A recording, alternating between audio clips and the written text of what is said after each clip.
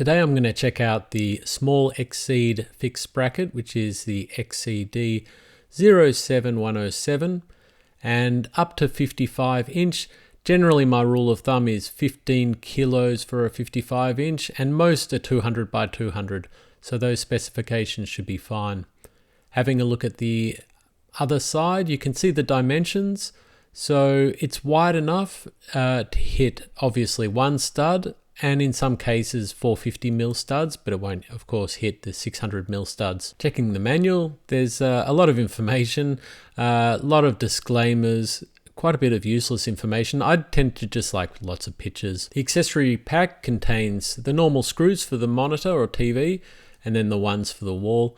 The biggest omission, obviously, as TVs get thinner, they need to upgrade these packs, and there is no M6 that's shorter. You're encouraged not to use the spirit level, but there is one included. Having a look at the wall plate now, the big omission obviously is that there's no center mount on the wall plate. Brackets are generally 2mm thick, but this one is a bit under 1.5mm, so what you'd expect from a very budget fixed bracket. And the wall plate weighs in at about 400 grams. Looking at the wall accessories, we checked out the screws first, and the metal seems to be quite good. I would always use a nut setter, but there's a lot of do-it-yourselfers that will use a Phillips head, and I was pretty satisfied that that screw won't strip. Since you don't get self-tapping screws, it's a usual 4.5mm. You're meant to make a pilot hole. Wood or metal studs are actually really thin, so I would recommend that you borrow or buy a decent stud detector. If you're drilling into masonry, just make sure that it's 10mm or 9.5mm, and slightly deeper at 60mm. You'd never use wall plugs on wood, but I tried them out and they seem fine. Being a shorter bracket, just be aware that you might have to secure one side into just plaster, which is fine. I wouldn't recommend using the provided wall plugs.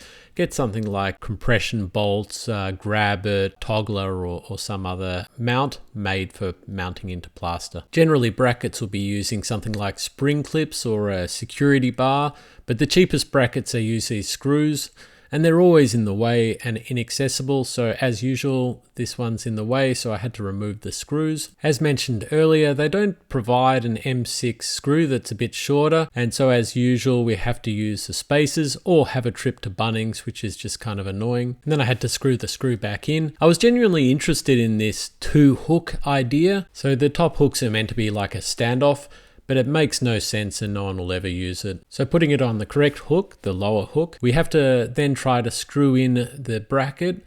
These things never work, and in that respect I'm not disappointed. It's literally impossible to screw it back in. So removing the TV and the wall plate, just to show how difficult it is, you end up screwing these screws in forever. So on the wall you're not going to have this kind of access.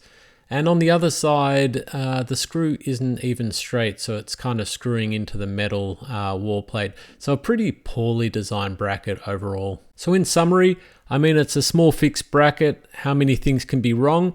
I'll probably argue the number's 4. So first of all, incorrect TV mounting screws. So they need a short M6 screw. All TVs pretty much use this. Every customer's got to pretty much go to Bunnings. Second one, no mounting point in the center of the bracket.